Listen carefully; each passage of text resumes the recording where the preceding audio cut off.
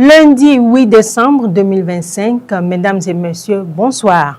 Nous démarrons ce journal avec la journée assez mouvementée d'hier, dimanche 7 décembre 2025. Le Bénin a connu un coup d'État évité de justesse. Des soldats qui ont pris d'assaut la télévision nationale. Ces derniers ont déclaré s'emparer du pouvoir afin de démettre de ses fonctions le président de la République, son Excellence Patrice Talon. Le programme de la télévision nationale a été interrompu pendant quelques heures.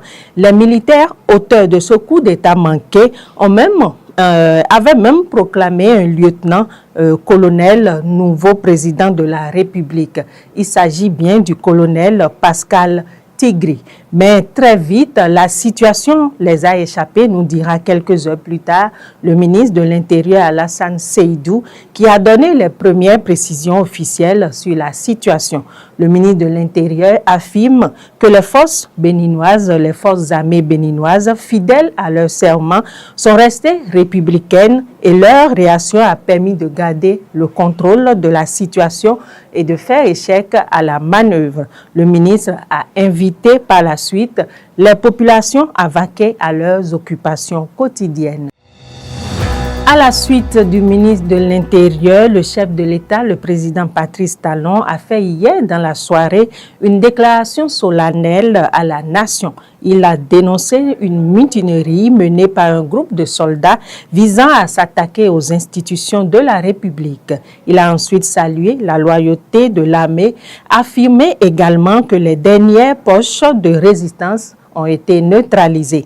Pour finir, il rassure la population que l'ordre public est rétabli sur toute l'étendue du territoire national. Aussi, selon les sources proches du gouvernement, 13 personnes ont été arrêtées, dont 12 parmi ceux qui ont pris d'assaut la chaîne nationale Bénin TV et un ancien militaire radié des effectifs de l'armée béninoise. Et puis, le Nigeria, sous mandat de la CEDEAO, a déployé des militaires hier dimanche dans la soirée après le putsch déjoué par les autorités béninoises. La présidence du Nigeria a affirmé hier soir avoir mené des frappes aériennes à Cotonou et déployé des troupes au sol à la demande de son homologue béninois.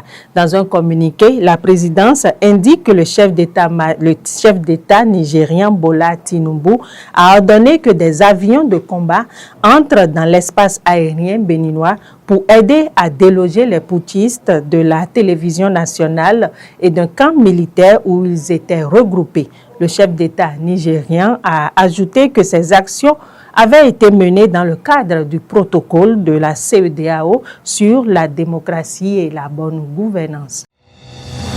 Depuis hier, donc, plusieurs institutions de la République, autorités béninoises et des figures religieuses ont donné des positions claires et fermes contre les coups d'État, prônant ainsi la paix et le dialogue. Il s'agit du président de l'Assemblée nationale, Louis Vlavonou, le président de l'UPR, Union progressiste, Le Renouveau, Joseph Diogbenou, de Abdoulaye Biotane, ministre du Développement et président du Parti Bloc républicain, de la Conférence épiscopale du Bénin, CEB, du Parti MPL, le Mouvement populaire pour la libération, de Moël Bénin et du Foscori pour un Bénin émergent, ainsi que des acteurs politiques comme Daniel Eda. Pour ces derniers, rien ne saurait justifier la violence et compromettre la quiétude nationale. Un autre sujet à présent, la Commission électorale nationale, Sénat, a lancé e-accréditation, sa plateforme numérique dédiée à la gestion des accréditations pour les élections générales de 2026. Les observateurs nationaux et internationaux pourront désormais effectuer en ligne toutes les démarches liées à leur mission dans le cadre des élections générales de 2026. Selon un communiqué de l'institution, tout se fera désormais via e-accréditation.sena.bj. Championnat national de pétanque 2025.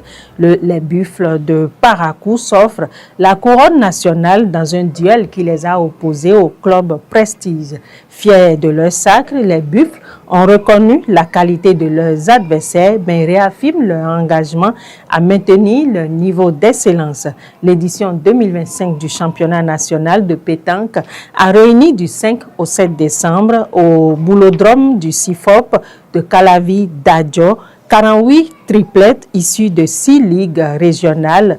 Et au-delà du titre, la Fédération béninoise de pétanque a offert 500 000 francs CFA aux champions en titre, 300 000 francs aux finalistes, 150 000 aux 2 formations classées 3e et 50 000 francs aux équipes terminant entre la 5e et la 8e place.